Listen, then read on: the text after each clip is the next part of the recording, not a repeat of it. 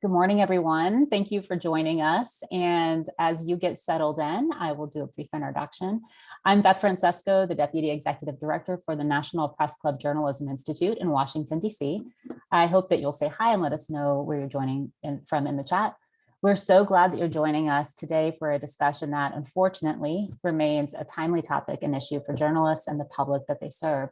Misinformation and lies that come to life as conspiracy theories about real events, even mass tragedies. Journalists have long been charged with sorting fact from fiction in their reporting. But what happens when readers redefine what they see as truth and what they'll accept as fact? Our guest today, New York Times writer and author Elizabeth Williamson, is among the journalists confronting the rampant rise and spread of conspiracy theories. Her book, Sandy Hook, An American Tragedy and the Battle for Truth, published this spring. It and her current work have focused around unraveling the targeted misinformation and lies that spread after the Sandy Hook school shooting in Newtown, Connecticut in 2012. The surviving family's lawsuits against Alex Jones, the Infowars conspiracy theorist, and the election disinformation fueling the January 6th Capitol attack last year. Today, Elizabeth will share her reporting and research, her process, as well as what journalists can do to spot and debunk conspiracy theories as they see them grow in their communities. We will be recording this program and the video will be on our website later today. We hope you'll have questions. Please share them anytime in the Q&A or the chat. We'll be monitoring them and responding as we go through the program.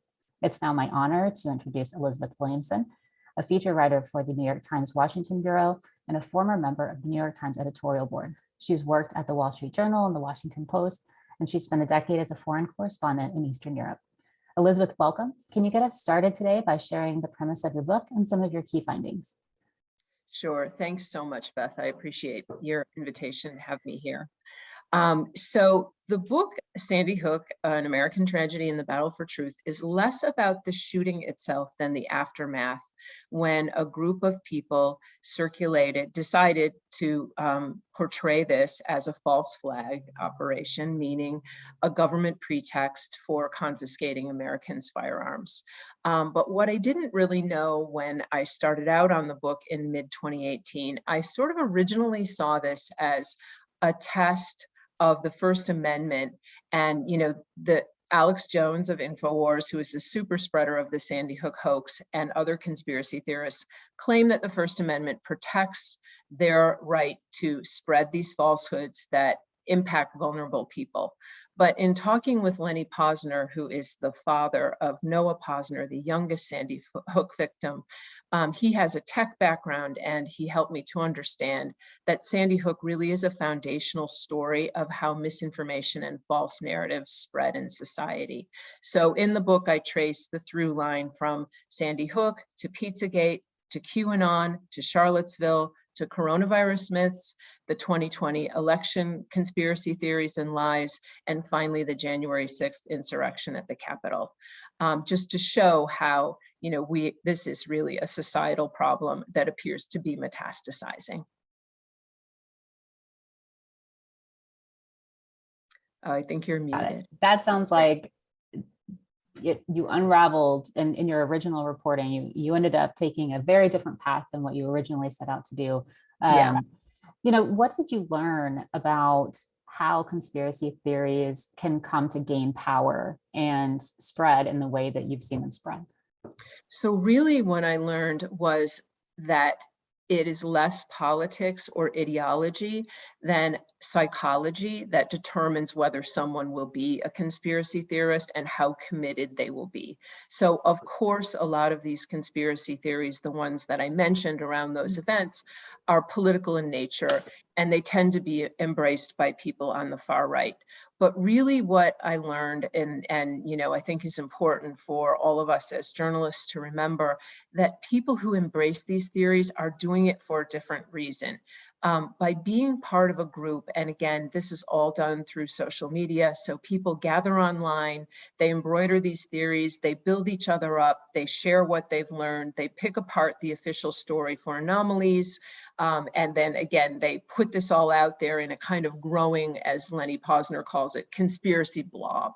So they're just sort of embroidering these things, creating this body of myth, and they're doing it partly because of membership in that group. So they can reinvent themselves. I talk in the book about Tony Mead, who is a house mover in Florida, who reinvented himself as an investigative journalist and founded an organization called Independent Media Solidarity and made a film called We Need to Talk About Sandy Hook. So he had transformed himself from a guy down in Florida with a moving business to a guy who had, a profile among hundreds of people on his private Facebook page called Sandy Hook Hoax, who laughed at his jokes, who thought that he was really smart and that he was a digger committed to finding the real narrative as opposed to the official narrative around Sandy Hook. And he has done that after every mass shooting, high profile mass shooting since then, including Parkland, which was virtually in his backyard. So this is something that, people, at least I didn't initially understand when I embarked on this, that convincing people through debunking was something that Lenny Posner learned really doesn't work. It has to be a sort of multi-pronged approach if you're going to tackle the spread of these falsehoods, because people get too much out of it. There's a lot of psychic income that comes from embracing and spreading these things as a group. These people were once really isolated. We all have a conspiracy theorist in our family, but what, the internet and social media in particular has allowed them to do is to find each other and find that group identity. And so it's much more of a calling than it is a specific thing.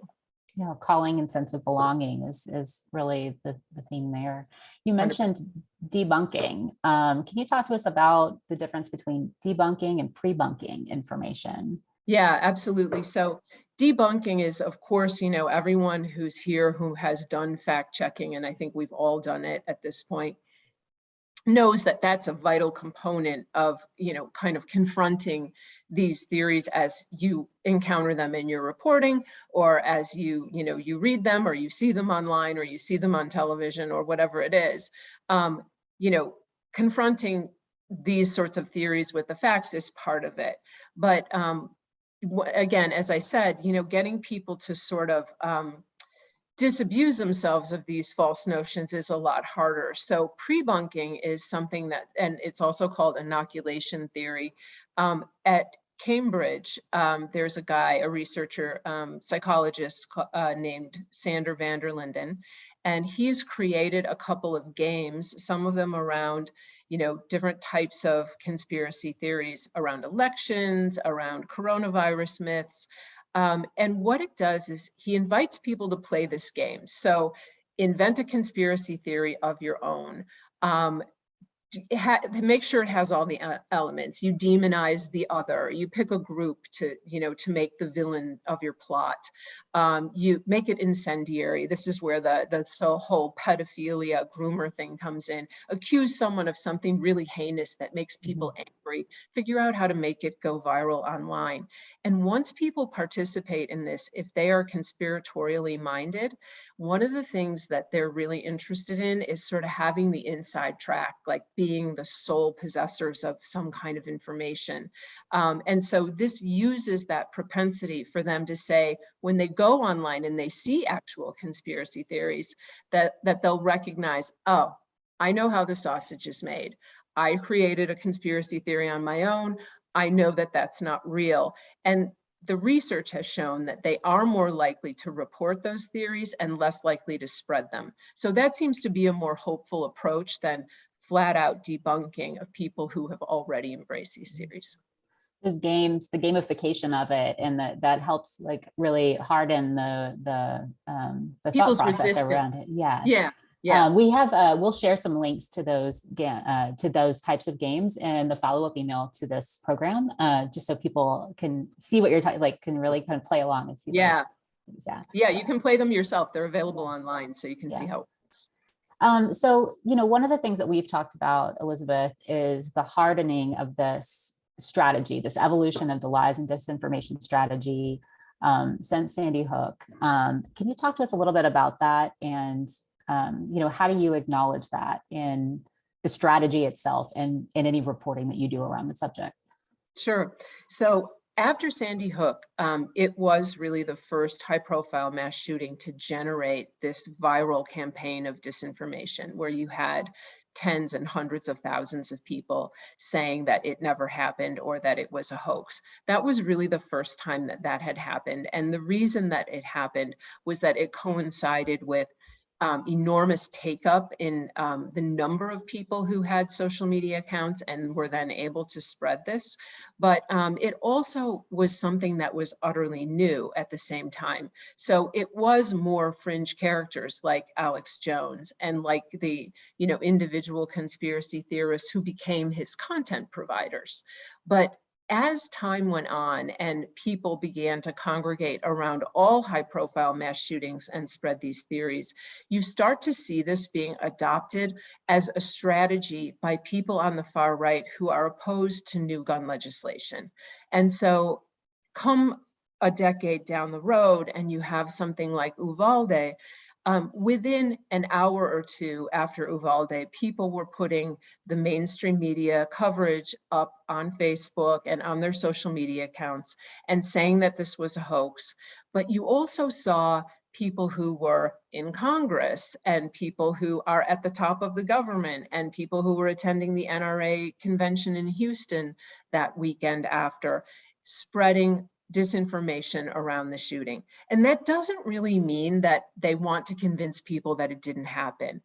The goal here is just to muddy the waters. It's, what Steve Bannon famously says, flood the zone with shit. Sorry for my profanity, but that's his motto, because then people throw up their hands or they engage in these sort of useless arguments. For example, like arguing online with Ted Cruz, who thinks that, puts it out there that every school should have one door, for example. The more time you spend engaged in those kinds of fights, the less time we as a society are engaged in a more productive, policy-oriented conversation around gun violence. So I've seen it, and I think we've all seen it, harden into a strategy rather than an outlier or freakish thing.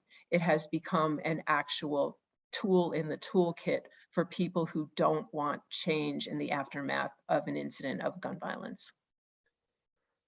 I think the people who are on this within this program and journalists around the world want to do their best to give accurate, fair, urgent information to their audiences. How does the mainstream media play into, the conspiracy theory disinformation strategy? Especially after such a breaking news event, or, like we saw just a few weeks ago, these mass shootings. Sorry, Beth, can you just repeat the question? Sure. I saw something in the chat that was interesting to me, so I got a little distracted. That's okay. Yeah. Just how have you seen mainstream media, despite their best efforts, end up playing into conspiracy theories that develop following these big breaking news events? So after Sandy Hook, and you do see it after every major mass shooting or mass casualty event, there's a lot of coverage, a big flood of coverage. People come in, it's very rushed. Everyone's trying to get the information, out there as quickly as they can. And I think, inevitably mistakes get made because people are rushing. It's chaotic. The official reports are sometimes contradicting each other. I saw someone put something out online, there's rarely a second gunman, but the second gunman is something that always comes up because there's initial confusion in the response and in, what law enforcement actually knows. And Uvalde is obviously a completely different animal because we're seeing an effort to actually cover up what the story actually is. But the errors tend to be fodder for conspiracy theorists. They tend to look at them and say, look, they reported this and now they're saying that. Well, that's completely legit as the story evolves and as you know more and more. We all know this as journalists. You learn more facts, you put them out there, and if you've made a mistake in your early reporting, you correct it. But they will never forget that, so, and we're kind of put into a box as reporters when this happens, because on the one hand, you're seen as, oh, the Washington Post said this, or the New York Times said this, or NBC said this, credible source. So if they said, put your erroneous comment or your fact here, it must be true. On the other hand, you have this deep distrust of anything that mainstream media reports. And so they'll say they're part of the cover-up. So we're sort of in this catch-22 in our initial reporting. And a lot of, just the sort of basic on-the-ground errors tend to fuel people who have an interest in discrediting the official story. It's such a good point, I think, to start thinking about how we report, how we report not just breaking, but as we continue to see conspiracy theories grow and follow-ups. So I wonder if we can shift to the reporting process. And, you mentioned people who have a deep distrust of media. How have you worked with people, tried to gain their trust?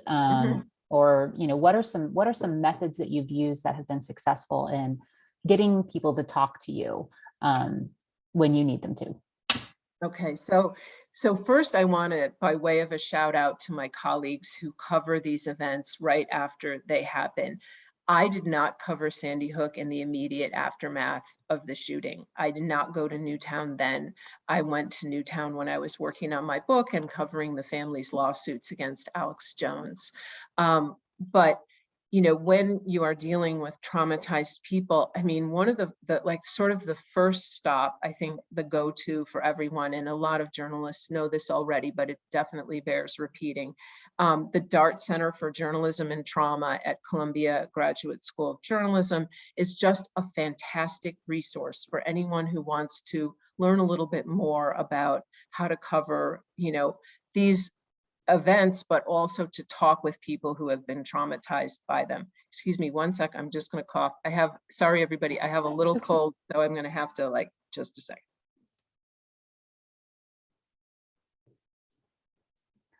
A few people in the chat have asked for the name of the games that you referenced earlier, so we will make sure to get that to everybody in a follow-up email that we'll send as soon as the program's done. Okay, sorry about that. That's okay. So the Dart Center actually has a lot of tips about how to approach families. And they also have panel discussions that have been held in the aftermath of Sandy Hook, for example, with people like Pat Lodra, who was the first selectman who is at the core of the emergency response and the town's response in the aftermath. And, people just sort of discussing what they experienced, how they felt, when the media came into Newtown, and it was an absolute onslaught. And there were a lot of errors made by people who were overly intrusive, and they talk about how that felt. I was also informed by a study that Joanne Cacciatore at Arizona State University did.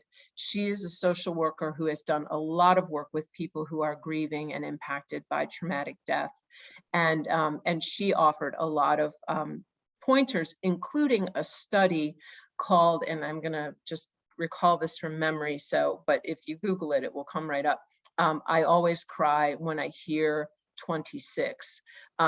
She interviewed a group of about 15 family members of Sandy Hook victims, and they talked about what they experienced. And if you read it, it really is an absolute primer in what to do and what not to do when you are talking with people who are this traumatized. So just some basic things. And so one of the things that from that study that Joanne Cacciatore did that really struck me is that one of the parents said, we felt like prey, that we were being stalked and hunted by members of the media and, down the line by conspiracy theorists. So we definitely don't want to be in that same category. Yeah. So one of the biggest things that people experience is a loss of control. I mean, their whole world has been torn out from under them in a period of seconds. And so they just really feel like, their whole universe, or the world has spun off its axis, and they just cannot get their bearings, and they feel, Lenny Posner told me, like spectators to their own loss, to their own tragedy. So trying to be respectful and cognizant of that, I think, is really important. And when people say, I need to I need time before I can talk with you. I mean, that's really hard as a journalist to hear because they're in front of you. You want to hear what they have to say. And as we saw in Uvalde, I mean, people had really important things to say related to the investigation of what actually happened there. But it's just so important to be respectful when people say they need to take a beat, or they cannot speak today, or what have you. But once you are speaking with someone, I mean, some of the things I noticed that, are very helpful, and I've seen people do this. I see Anderson Cooper do this a lot when he interviews people on air. Use the name of the person that they lost. Make sure you pronounce it correctly. And the first thing that, of course, after you express, your sorrow for their loss is, just one really good question to ask people is, what would you like people to know about name here? Your daughter, Emily, in the case of Robbie Parker, what would you like people to know? And I use Emily as an example because her name is spelled unusually. It's Emilie. And it was something that, I noticed when I saw Robbie Parker testify in the Senate about misinformation, and Ted Cruz was running this panel for Senate Judiciary on misinformation. And this was all done in the run-up to the 2020 election, so there was a political agenda happening. And when he made Robbie wait for hours before he testified, and then when he introduced him, he called his daughter Emile. And I just watched Robbie's face, and it was like you'd slapped him. He was there in a really, he had never spoken before Congress. He had only once before spoken publicly about his loss. And to be introduced by a United States senator who couldn't be bothered getting his daughter's name right was just, it was like a blow to him. You could see him flinch. And so, I mean, this sounds so obvious to all of us, but I think it's just bears repeating because it's so important, because I've seen the reaction when it's not done, correctly. Expect stray voltage, as I call it. People are angry. I would be too. And they might get mad at you, and they might not get mad at you in the moment. There might be a time down the line where there's a misunderstanding or a misapprehension, or they come to suspect everyone's motives because of that loss of control, because someone killed their loved one to press an agenda. So they began, as Robbie Parker told me, you begin to suspect that everyone around you has an agenda. So, expect that people will be angry and that they will question your motives, and be ready to explain exactly what you're doing. When I did my book, and this is not something that's available to most of us as journalists because we don't read our stories back to people at the New York Times, that's a firing offense. You don't share your story with anyone. But when I was writing about the family members, I did go back to them and say, I either read it aloud or I would send a passage to them and say, this is what I wrote about you. This is the quote that I am using. Can you check this for accuracy? And they had very, very few changes, but it was just important to them to be able to say, okay, yeah, thanks for sharing that, giving them back some control over their own story and their loved one's story, which is just huge to people.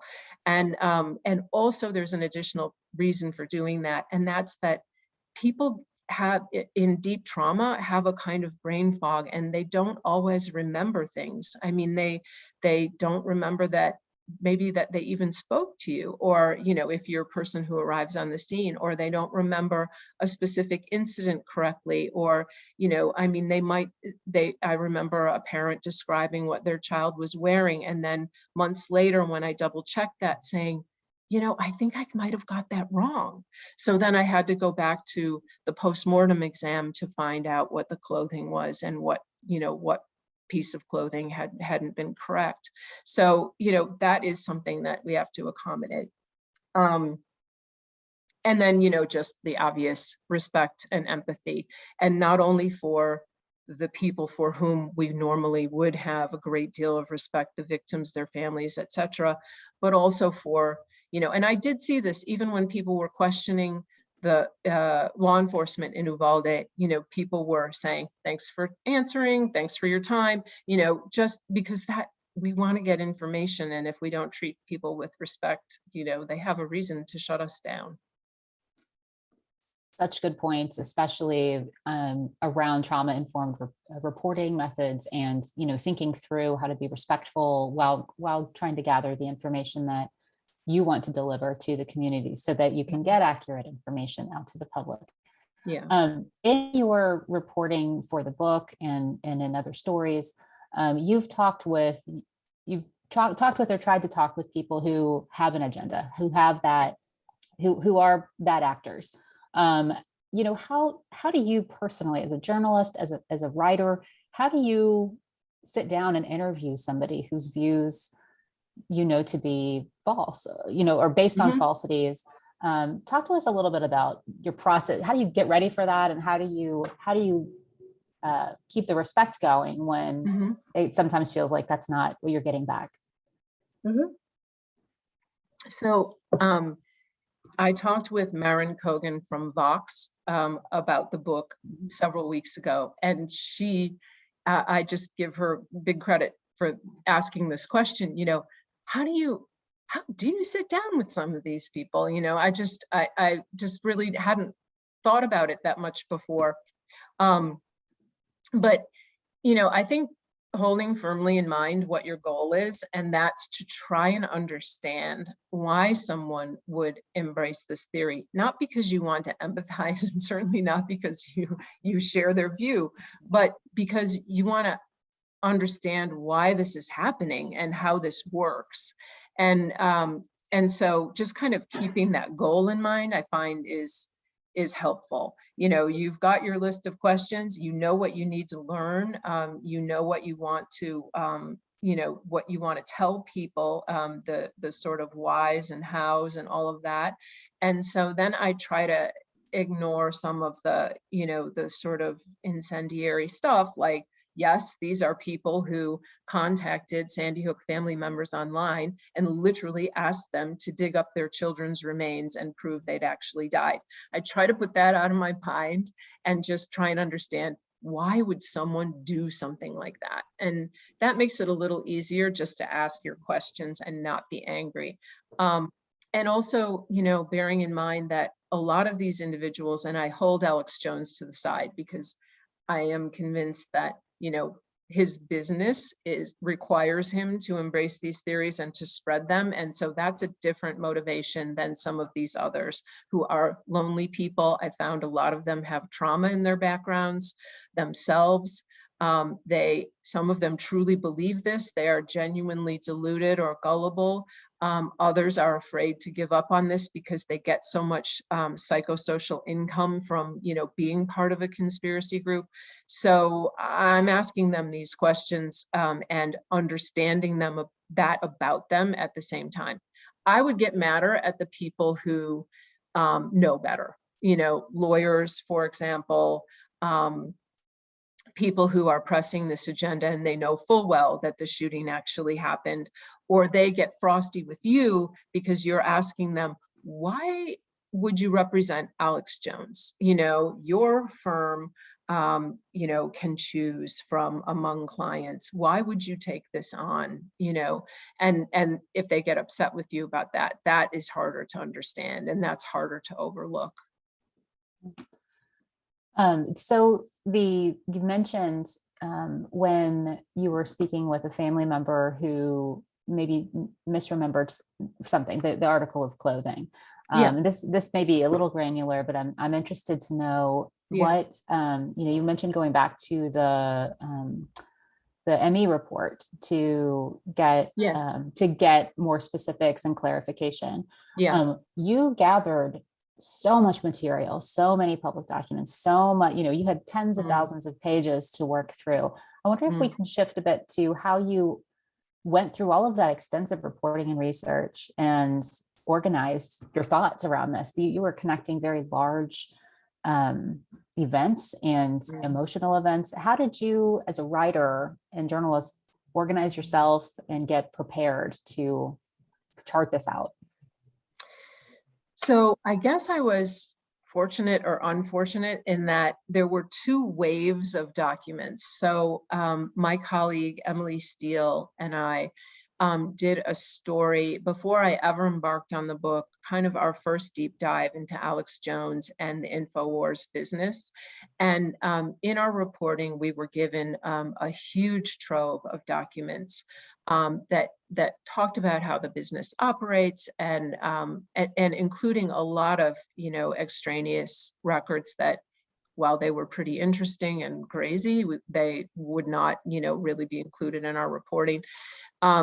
So we put them all in Dropbox, and then we got on a conference call and we were going through them. And I remember Emily, who's just this marvelous, marvelous reporter and great colleague, just, reading and going, and she has a very, she has a voice that's like a younger person's voice. And she was like, oh my God, and what we did was we organized them into different folders. When I did the book, and then through the book, then there were records that were released as part of the discovery process in the Sandy Hook family's lawsuits against Alex Jones, 4 separate lawsuits. So lots of documents kind of trickling out. I hired another of my colleagues, Chris Cameron, and he, did his side hustle was to go through all of these records and pick them all out. He kind of knew, because he's a great reporter himself, instinctually what to look for, what might be of interest. These were, thousands of pages of emails, but I basically organized them. Google Docs is kind of, I swear by it because it saves everything to the cloud. So you don't, lose things, even in your computer. But I did I did virtual folders in Google Docs, usually organized by people's names. That was just my system, so that everything I found that had been written about this conspiracy theorist or this family member or their child, I could put it in one place. And then I also kept actual binders. So a lot of this material, some of it was in the form of newspaper clippings, not a lot, but I also tended to print things out, and because it was, at least psychologically to me, maybe I'm old school, but just felt easy to like flip through a binder, and those were organized the same way. So, there were many Lenny Posner binders, and, there were family member binders, and then there were official reports. There were state reports, there was, the Sandy Hook Advisory Commission reports, and all of those went into these big fat binders that are now stuffing my bedroom at home. But it was just an additional safeguard not to lose things or even to, have to search for them. And then interviews, I always, taped them, and then I sent them through Trint, or I also had a really wonderful, wonderful transcriptionist, Lynette Adams. She's based in Newfoundland, and she's very fast and very efficient and extremely accurate. So, I would put those transcripts, depending on who was speaking, in those individual folders as well. If I was interviewing someone on the phone and I was typing while they were speaking, I was always putting, the date, and this I also added to the Trint files too, the date, the place, describe the place, because for the book that was important to kind of set a scene, and always put the contact information at the top, because I can't tell you how many times I'd go back. It was an interview I'd done 2 years before. There was a line I didn't recognize, I didn't understand it or whatever. You could immediately, there's the person's number and their email, you can contact them and ask them right away. Because I found that if I put it to the side or I added it to a to-do list, it increased the chances that I wouldn't double check that. So those are just a couple small things. Those are great organizational tips, especially for such a large project, a large evolving project.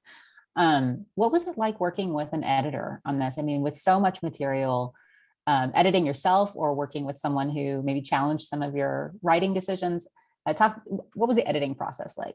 Oh, so it's interesting. And I've talked to a lot of people. This is my first book, so I really didn't know what to expect in the way of editing. And so I talked to a lot of my colleagues who have written books, and they said, you're probably not going to get a ton of editing from your publisher.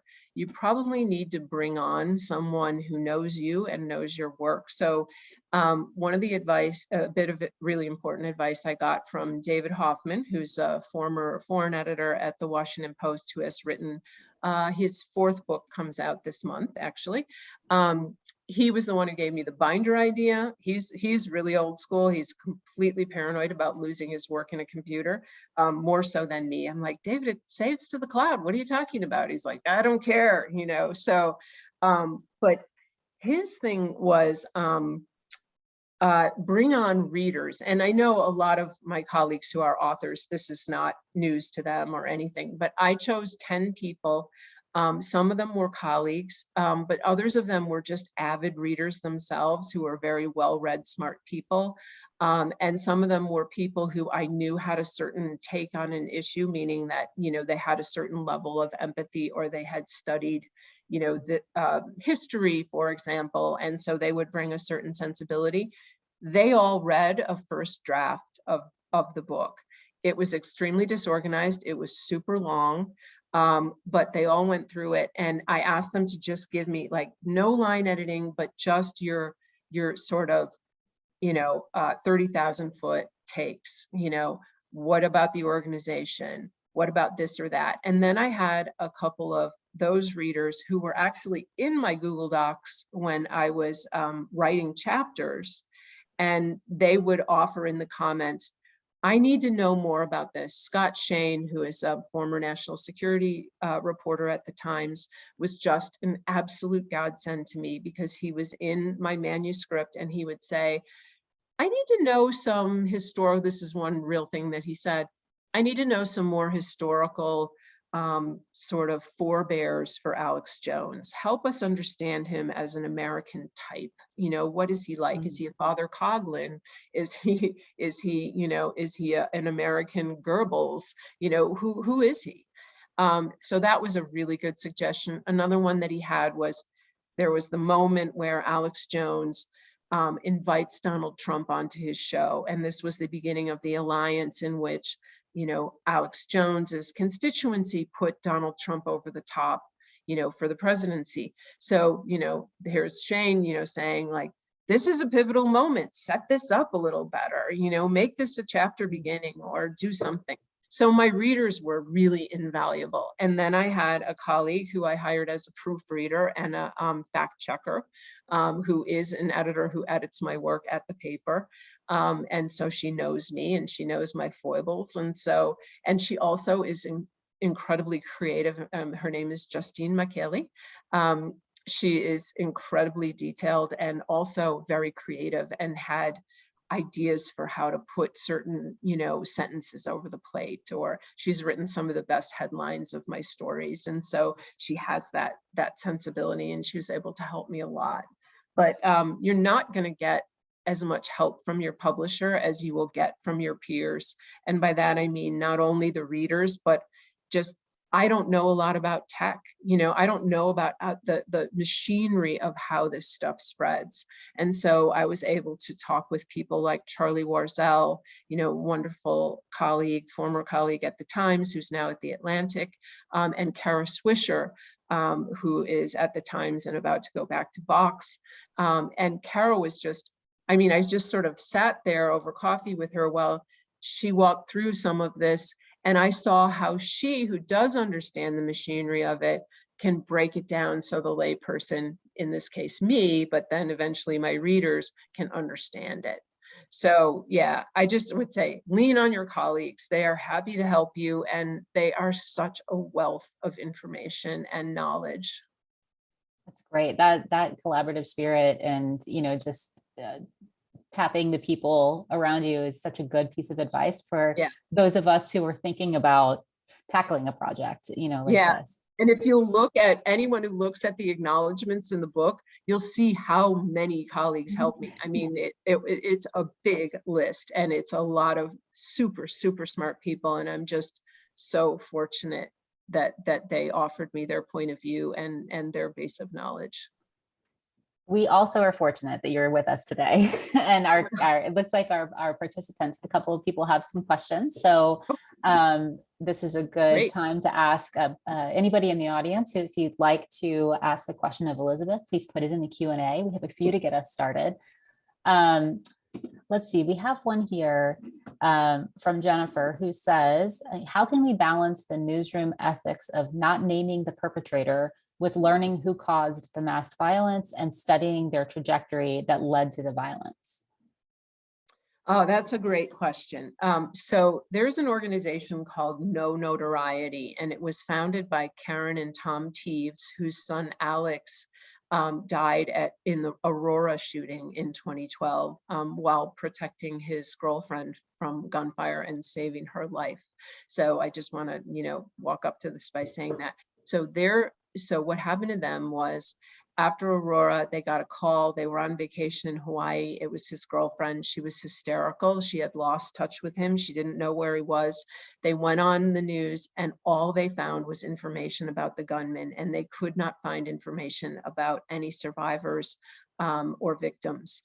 And they determined that they would, to discourage copycat attacks, but also to stop glorifying the gunman and to focus on victims, survivors, and helpers, that you name the gunman once, so then people know, and you can give you give their details, how old were they, where were they from, and some possible motivation, but then refrain from naming them again. And I see in our more coverage of our more recent mass shootings after, in the decades since Sandy Hook, that and the decades since Aurora, that's really taken hold. You don't really see a lot of references to the gunman, and they don't, at the times, we no longer will put the mugshot if the gunman's apprehended on the front page, or even a past photo of, everyone remembers that horrific photo of Adam Lanza, which seemed to glare at us from every front page. People don't do that anymore. And so I think those are some important steps. It's kind of rare even for the photo, not extremely rare, but unusual for the photo of the gunman even to be included in the coverage. It's much more focused on the families and the survivors and the victims. I don't know if that fully answers the question, but I think that those are all steps in the right direction. I mean, there has to be a separate story about the gunman's motivation, especially if they've been motivated, as in the case of Buffalo, by something like great replacement theory, because you have to shine a light on how dangerous that thinking is. But that tends to be set off into a separate piece and sort of subsidiary to the main coverage, which I think is a great development. Elizabeth, you talked about the survivors. Mahela says there are special techniques to earn trust and communicate with survivors. This most times gets the survivors to develop not just trust, but expectations of the reporter and interviewer. How do you manage that relationship, particularly post-publication, when survivors' families may expect you to be an advocate for them? And then can you be an advocate for them as a journalist? I think with the Sandy Hook families, what I am an advocate for is them and their story as they told it to me. They did that because, and it wasn't easy for them. They're sharing the absolute worst chapter of their lives because they're hoping for change. So I think, our job as journalists, our highest and best, aspiration is through what we write or broadcast to force change, positive change in society or in the world. And I think by bearing that in mind, then you're not, everything, all the sort of more minor points kind of feed into that. I didn't find that any individuals I spoke with for my book or in my coverage for the Times had individual things that they wanted you to do. They more had a broader, and this is really to their absolute and lasting credit. They had a more broad thing. They wanted to let people know something, whether it was, be careful about the charitable contributions that people are sending. They should benefit the families, for example. Or, I have a message for the media, about their coverage of the event. Or law enforcement, at the families in Uvalde, I'm telling you my story because I want people to know what law enforcement did and did not do. So I don't think you're an advocate if you're telling their story and what they are advocating for. And I don't know, I mean, others may have had different experiences, but I didn't feel like anybody expected me to advocate for something that was specific to them in a way that made me uncomfortable. That's good to know. Andrea asks, how do you avoid personal conflict and triggers when reporting on trauma? Do we put our own mental health aside and avoid being biased? The number one journalism tool. I don't maybe fully understand the question. Can you read it one more time? Sure. How do we avoid personal conflict and triggers when reporting on trauma? Okay. Do we put our own mental health aside and to avoid being biased? Oh, okay. Okay, I understand it better. Thank you for the question. I think, I make this point in the book that the book is not a treatise on gun policy or guns in America. I think that would probably be the biggest thing that would spring up when you're speaking with the survivors of these mass shootings. Your own feelings about guns in America would come up. The families themselves possess a very broad take on gun policy in America. They are not a monolith. They have very different views. Their family members have very different views. And out of respect to them, I did not want to draw any conclusions about that. And unless it was, for example, the NRA, and I do cover this in the book, how they fed into the conspiracy theories. Because it was about disinformation, I really wanted to stick to that and not veer off into gun policy, because I just feel others are also better qualified to do that. So that would be the only thing. As far as my own mental health, this is, and I'm not saying this at all proudly. I probably didn't think about it that much because I was just thinking about, oh my God, these families, they've undergone this secondary trauma because of the lies spread about what happened to their loved ones in the first place.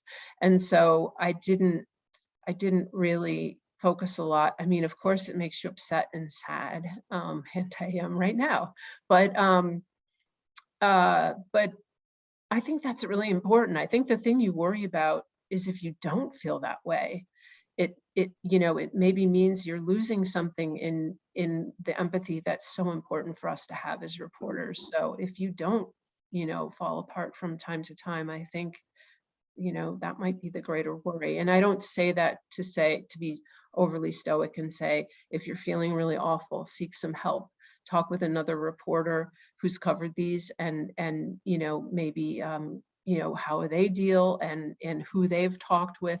Don't feel bad about seeking some help for yourself, because you're just a more effective reporter if you are suffering and you do get help for that. So I'm not being overly stoic about it. But I think it is inevitable that you're going to have some feelings about this. And I think putting those feelings into your reporting is probably one of the best things you can do as a journalist. A very good point. Elizabeth, you continue to cover the lawsuits and Infowars and Alex Jones have a large base. Have you faced backlash or harassment through because of your reporting after the book is published? Have you dealt with any of that, and how have you been dealing with that? So I'm fortunate in that the Times is pretty good about, they have a security apparatus for if you receive threats, there's a place to send those and to notify. When Emily Steele and I did our very first story about Alex Jones, we noticed some pretty brutal chatter about us online. And we both went through this Team Delete Me program where you really scrub your online presence. It's amazing. And it starts with this thing where one of their consultants sits down with you and says, here's what I know about you based on what I found online. And, it's like Politico reports your birthday and, somebody knows, and, you mention a car you drove and somebody knows. And it's like those that, like we've just seen in the last couple of weeks, my colleague Kashmir Hill did a thing about, your image online and how many times, you can find it and where it shows up in the most unlikely places. Those kinds of programs are really good as safeguards, if you're covering any kind of extremism, work with, there are a lot of programs out there to help you, even run by nonprofit groups, if you're a freelancer, for example, that will help minimize your online presence. And I don't share much about my personal life online. I don't want, my family involved. I didn't share much even in my author bio, just because, you wouldn't want your family to pay for what you choose to do for a living. We have another question from Mihaela, who asks, what are some of the worst, most persistent lies and disinformation that you've seen? And I think the bigger question is, how did you know that something was a lie or disinformation strategically done? Well, the biggest ones were the most, obvious, that these shootings didn't happen, that, there are, I just was kind of rigorous about fact checking, I suppose. I can't think of examples right now of things that were on the bubble, where it was a matter of interpretation. I remember when I interviewed Alex Jones, he was naming old CIA programs, for example, surveillance programs and things like that. And I didn't challenge him on that because I found, I really need to learn more about those programs because, the thing is, these people have, at the core of every conspiracy theory is the grain of truth, right? The government does lie to us on occasion. The government does cover things up. That's what we do as journalists. We try to hold them to account when they do that. So, I try not to be an absolutist on that front, even when talking with conspiracy theorists, because there are things that, there are programs, there were illicit CIA programs and medical testing programs. We write about them every day. So, if you are going to challenge a conspiracy theorist, try and figure out what that grain of truth is and make sure that you're pretty solid on what they might be basing things on. Because if you say, there was never a Project Mockingbird, for example, a CIA program, which I explain in the book, then you lose credibility not only with them but with your readers. A very good point. We have one person who's asking, this is switching gears back to the book and your process for writing the book. They ask, as this was your first book, and I think you said your thinking changed about it over time. What was your proposal like, and how much did it change from start to finish? Oh, that's a great question. So my proposal had a sample chapter that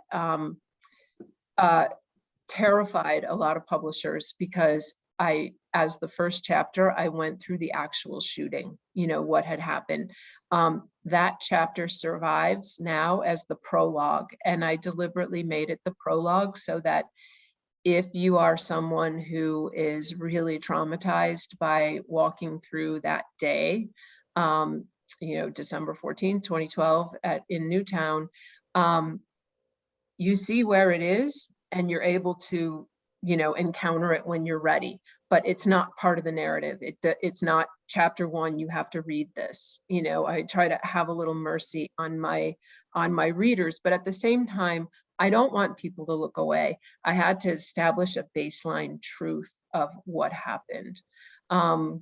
So getting back to the question, help me Beth understand the rest. How much should a potential author expect Yeah. their idea to change, their initial plan to change over time?